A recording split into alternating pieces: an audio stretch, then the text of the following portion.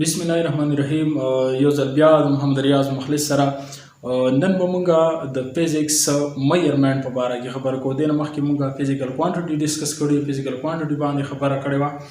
نو تاسو ته څنګه پته وي ټولو سټوډنټانو ته ایون ټویټرز ته چې مونږ به ټاپک وایز او سیریل وایز دا لیکچر مونږ شروع کړی دی. فزیکل کوانټیټي نه مونږ سټارټ واغستو، فزیکل کوانټیټي سره دویم سیز میجرمنټ دی.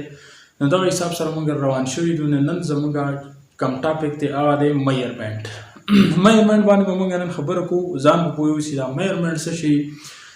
میجرمنټ نن انتهایي اهم ټاپک دی خصوصي طور باندې هغو کسانو ته چې هغوی په میجرمنټ کې انټرسټ لري. خو میجرمنټ یو داسې څیز دی چې دې نه زموږ د تعلیم یافته طبقې او نان تعلیم یافته چې څومره کسان دي ټولو د دې څیز ته ضرورت دی، ځکه چې هر کس په کم از کم څه نه څه حساب پیمایش به کوي.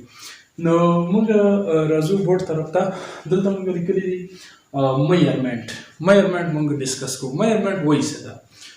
میجرمنټ چې کله نه هم انسان پیدا شوی دی هغه دپاره د پیمایش او ضرورت خامخا پېښ شوی دی. نو په عام ژبه کې به زه دا وایم چې میجرمنټ مونږ دې ته وایي چې مونږ سره یو نون کوانټیټیز وي، معلوم څیزونه وي، یو نامعلوم څیز وي. چې کله مونږ د معلوم څیز سره اندازه کوو، کمپیریزن کوو، د هغې موازنه کوو، د هغې په حساب لګو، نو دې ته مونږ وایو چې میجرمنټ.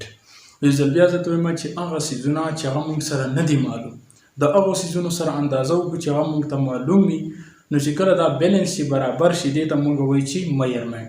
څه مطلب د دې خبرې؟ په دې پوه نه شوي یا په دې پوه نه شم سرجي. د دې مطلب دا دی چې مثال په طور باندې مونږ یو دکاندار ته ورشو.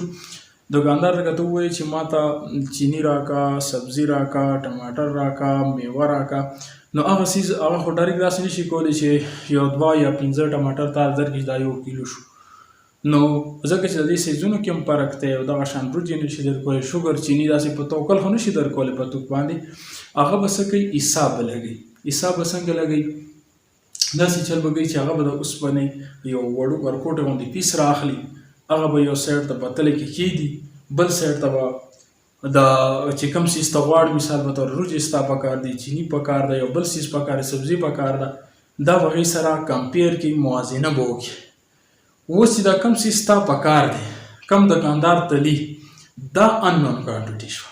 که هغه شوګر دی، چیني دي، هر څیز دی چې دا کوم کاڼی پیس یې راغوستی دی د اوسپنې، دا چې عام دکاندار چې مونږ کتلي کیجي پې لیکلي 1 کیجي 2 کیجي، دغه څیز چې دی دا ته وایي چې نون کوانټیټي.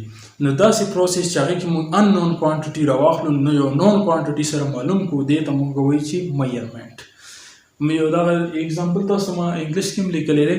نو د میجرمنټ د انګلیش کې ډیفینیشن تاسو ته کومه شاید په کیمره باندې ډېر صفا نه ښکاري. د کمپیریزن آف unknown quantity to the known standard quantities. چې کله مونږ د نامعلومې کوانټیټي یو معلوم کوانټیټي سره حساب وکړو، اندازه وکړو، دې ته مونږ وایو چې میجرمنټ. انګلیش کې ما لیکلي دي The shopkeeper measure sugar rice with a metal piece kg is called measurement. لکه څنګه دکاندار ته چینی وړو هر څه یو د کاڼي پیس سره د اوسپنې یو پیس ټوکړې سره میجر کوي، نو هغه پیس ته مونږ وایو چې نون کوانټیټي، او چې کوم څیز مونږ ته ناف کوي هغې ته وایو چې ان نون کوانټیټي، او دې پروسس ته پوره په پوره مونږ وایو چې میجرمنټ. زما خیال دا میجرمنټ به ستاسو ذهن کې کلیر شي. دې نه علاوه که مونږ دکاندار ته ورشو کپړه میجر کوو، هغې سره د اوسپنې یو راډ وي سایز کې، هغه راډ ته مونږ میټر وایو. اوس چې تا کپړه ناف کوي د سره چې دا میټر نه تا ته په توک باندې نشي درکولی کپړه، ځکه چې ان نون کوانټیټي ده. څه پته لګي ته واته وایي ما ته 15 ګزه کپړه راکړه ځان نه جوړوم، نو هغه په دې څه پوهېږي دا به څومره سیز جوړېږي، 15 ګزه به څومره سیز وي. نو هغه به چې کوم پیس دی د راډ هغې سره به ناپ اخلي، 1 ګز 2 ګزه 3 ګزه، دغه راډ ته وایي چې نون کوانټیټي، او چې کوم څیز تا طلب کوي هغې ته وایي چې ان نون کوانټیټي. چې کله د نون ان نون کوانټیټي کمپیریزن کې موازنه کې دې ته وایي چې میجرمنټ. کلیر شو دې ځای پورې؟ مخکې اوس موږ راځو د میجرمنټ دپاره چې کوم پیمانې استعمالېږي، سکیلز. سکیل اف میجرمنټ، سکیل وایي پیمانو ته هغه څیزونه چې کوم باندې موږ میجرمنټ کوو. مثال په طور باندې موږ څه څیزونه باندې میجرمنټ کوو؟ هغه انګلیش ما ډیفینیشن لیکلی انسټرومنټ یوز فور د میجرمنټ، هغه څیزونه چې هغه پیمایش کې استعمالېږي، میجرمنټ کې استعمالېږي، هغې ته موږ وایو چې سکیل. مثال په تور باندې څه څیزونه موږ استعمالو. څنګه تاسو مې دکاندار ته ورشي کاڼي چې وسره اوسپنې کیلو 1 کیلو 2 کیلو 3 کیلو او د کیلو ته مونږه دا مونږ سره یو سکیل شوه د وزن سکیل شوه دا پیمانه شو. مثال په طور باندې میټر راډ دی کپړې دکاندار نه ته کپړه اخلي هغې سره کم ګز وي دا د میرمنټ انسټرومنټ شوه. دې نه علاوه کور کې مونږ پیته راواخلو یو څیز ورسره ناپ کوو دا پیته مونږ سره میرمنټ سکیل شوه. او یا مثال په طور باندې مونږ وخت ناپ کوو زه تپوس کوم څومره ګنټې ټایم دی تېر کو 100 بجې دي دا وخت چې مونږ ناپ کوو د کړۍ په ذریعې سره ناپ کوو د واچ په ذریعې سره ناپ کوو دا مونږ سره میرمنټ انسټرومنټ شو.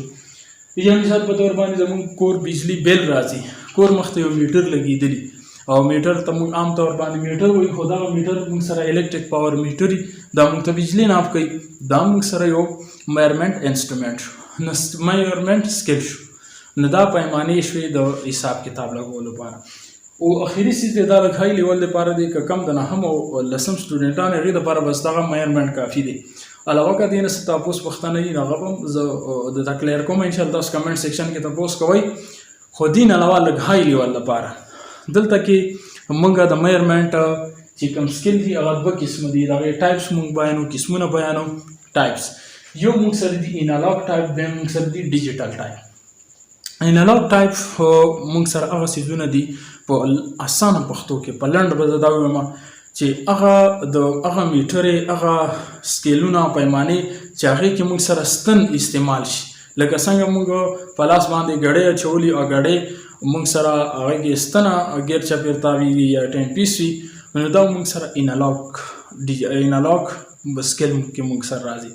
او دغه څیزونه چې هغې کې موږ سره هندسي لیکلي لکه څنګه موږ سره ګړۍ وي هغې کې هندسي لیکلي 12 لیکلي او 00 دغه شان څیزونه دا موږ سره ډیجیټل سکیل دي.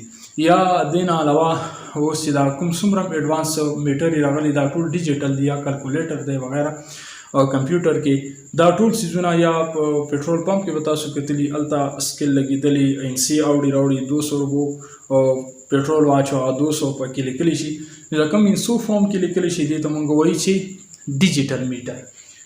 نو د دې دواړو فایدې څه دي نقصانونه څه دي. انالاګ چې کوم دی دا زوړ ورژن دی پورانه او د دې فایدې دا دي د انالاګ چې دا موږ اسانه سره اکسس کولی شو د دې کار اسان دی هر سړی دا اکسس کولی شي پوهېږي پې په سترګو لیدو باندې موږ کتلی شو ستنه په مثال په طور باندې یو چکر په ګړۍ کې سیکنډ ستنه کمپلیټ کړي موږ وایو چې 1 منټ ټایم تېر شو هر سړی په دې باندې په اسانه پوهېږي. نو دا د دې اکسس اسان دی خو دې کې مسله دا ده چې د دې اکیورسي کمه ده. اکیورسي دا مطلب دې کې صفایي کمه ده دا ته ډېر کم لیول لپاره انالاګ میټر یې ته نشي استعمالولی. را به شو ډیجیټل طرف ته. ډیجیټل ټولو نه اهمه او ټول نه قیمتي پیدا ده دې دا ده چې دې کې اکیورسي های ده دې کې تو تر حده دې کې صفایي کولی شي په اسانه باندې دا څیزونه ته ناف کولی شي ډېره پیدا ده په دې کې. خو دې کې مسله دا ده چې د ډیټیکټ ته نشي پاټ کولی چې کوم ټیکنیکل هنرمند سړی نه په میټر پوهېږي نه هغه د دې غلطي نشي نوټ کولی. انالاګ ولخته نوټ کولی شي ستنه ښکته بره ته ویلی شي په دې کې غلا اسانه ده او په دې ډیجیټل کې.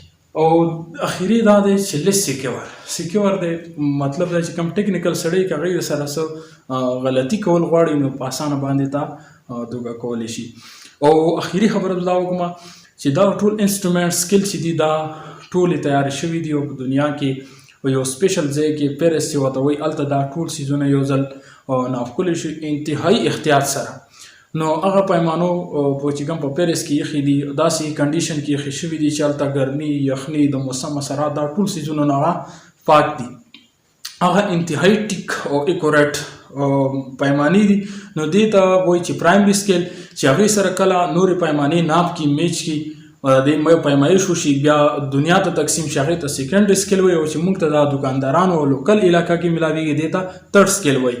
د تھرډ سکیل اکوریسي کم وي د سیکنډ سکیل راهیل نه هایي او چې کم په پیرس کې پراته دي اوریجنل هغې ته وایي چې سټینډر هغې اکوریسي انتهایي ښه. نو اوس ما ته راکړئ اجازت که ستاسو دا ویډیو خوښ شي پسند شي نو لایک کړئ کمنټ وکړئ نور ملګرو سره هم شیر کړئ چې هغوی هم د دې فایده واخلي.